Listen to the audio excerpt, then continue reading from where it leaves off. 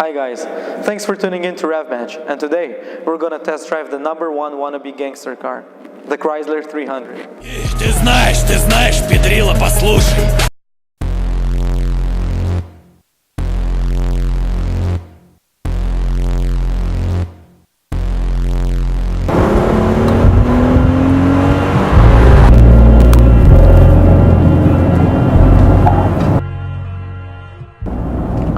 As far as it goes for shifting, it shifts very well. You don't feel it shifts at all. It has an 8-speed, and as long as you're doing city driving, honestly, you won't even notice the car jerking or doing anything.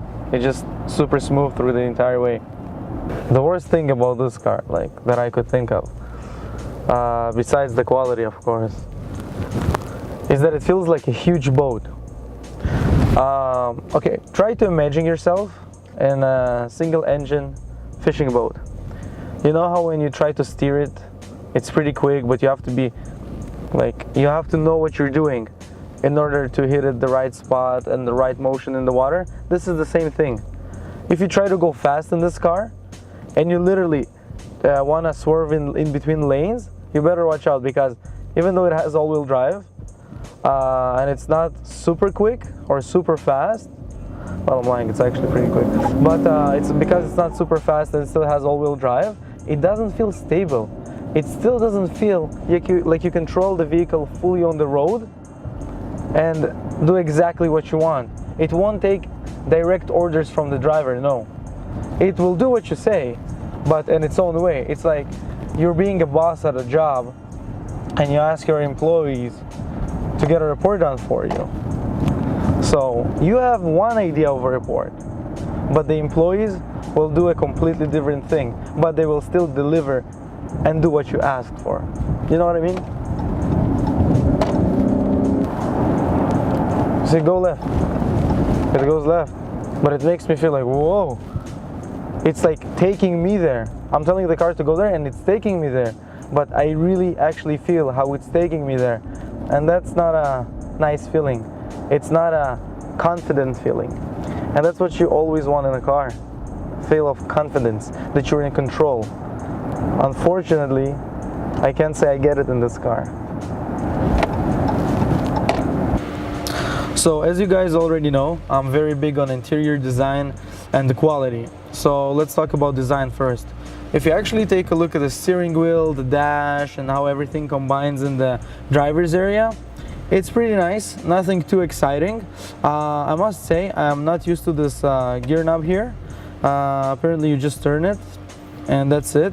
So when you actually hold your arm here and rest it, I'm used to holding a shift knob or shifting gears or holding something. So now I don't have that option and it's kind of annoying. I know they're trying to save space and make it more comfortable, but maybe I'm just not used to it.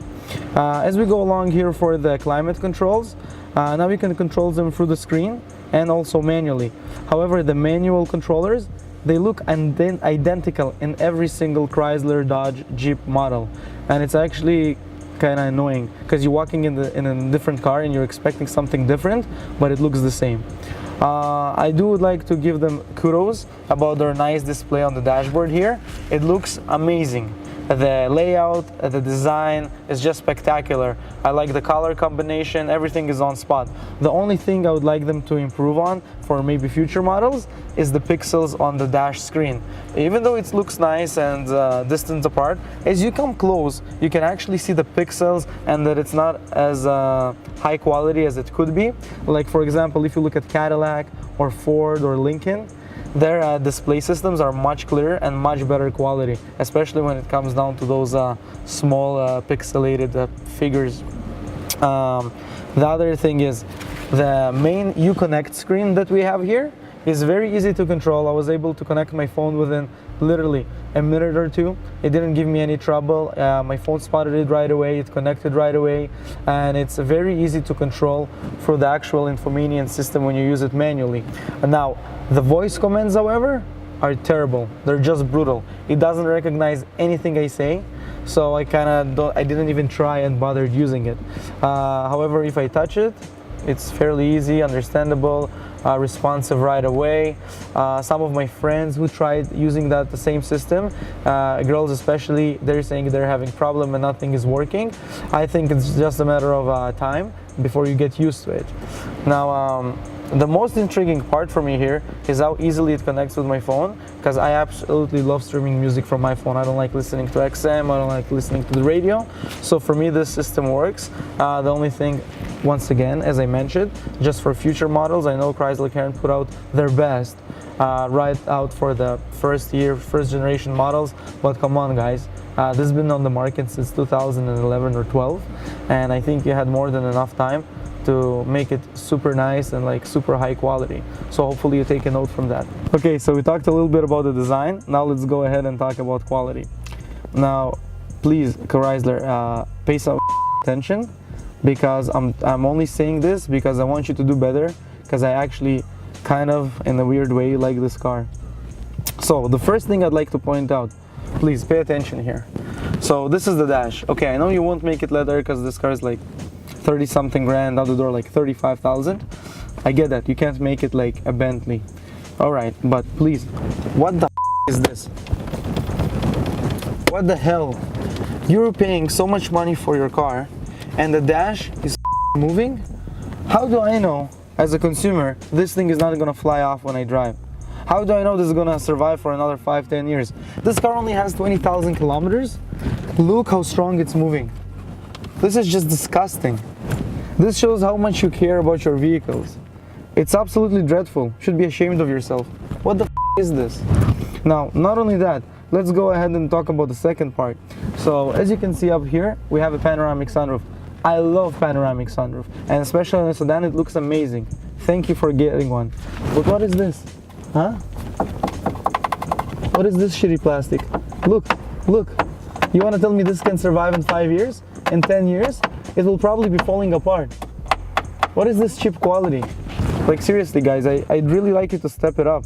Like I know I can't expect much for 30 grand nowadays, even though it's still a lot of money for a lot of people, but this is just dreadful, literally. Now another thing that pissed me off, we have leather seats here, and then if you actually look at the door and the one we have in the center console here, they're actually made of some sort of vinyl sponge. This is the only thing I can think of when I touch it. That's the only thing I can describe. For look wise and feel wise, it reminds me of those librarian chairs that they used 20 years ago, and they still use it because the government wants to save money in our libraries. And I'll be very honest with you, it's very unpleasant feel. It doesn't look good at all. It doesn't feel good. And the most and worst thing out of everything, it looks very cheap. Very, very cheap. Like even when you sit in a entry-level Honda Civic or an entry-level Toyota Corolla, you won't find this level of cheap and like economy. I understand you guys need to maximize profits. I really do, and I know it's a business, but come on. This is disgusting. It really is. Okay, I do like the color of the fake wood, but this, I would not let it go by. Like literally, this is one thing that would make me just decide and go with another vehicle altogether.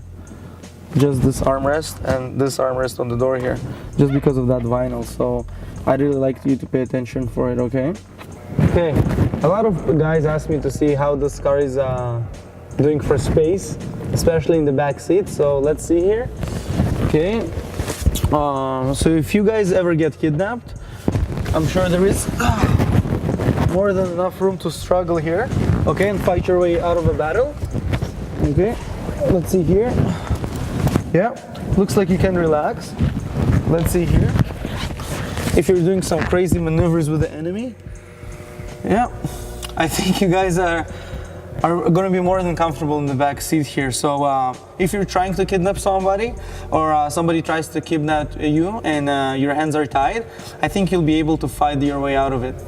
All right, let's move on. So guys, you know I'm only going to tell the truth about my impressions of this vehicle. So after driving the Chrysler 300, I must say it's not the best car. Absolutely not. The quality is not there at all, but I do like it. It has a few features that I like, which is the looks, the exterior looks. It's very menacing, very scary. It's kind of something that has a status that people know Chrysler is not a super expensive brand. However, the 300 presents it in a luxurious way, which actually shows the bold styling, something that makes a statement, which is nice. But that's pretty much it. The ride is not that comfortable. You feel every single pothole that you go through the road on the way home or to work, whatever. Whenever you drive, you feel every single pothole. The quality, as we discussed earlier, is absolutely terrible. The design is okay, very mediocre. Nothing too exciting besides the dashboard. But it's a big car, comfortable tourer. If, let's say, you guys want to go out with your family somewhere, or I don't know, play golf. It has a huge trunk. But that's pretty much it. If you guys are looking for something to just drive around in that looks nice, yeah, you can buy this. If you want something that actually has value and has quality, don't buy this. Okay? And this is my verdict on the Chrysler 300. Thanks. See you next time.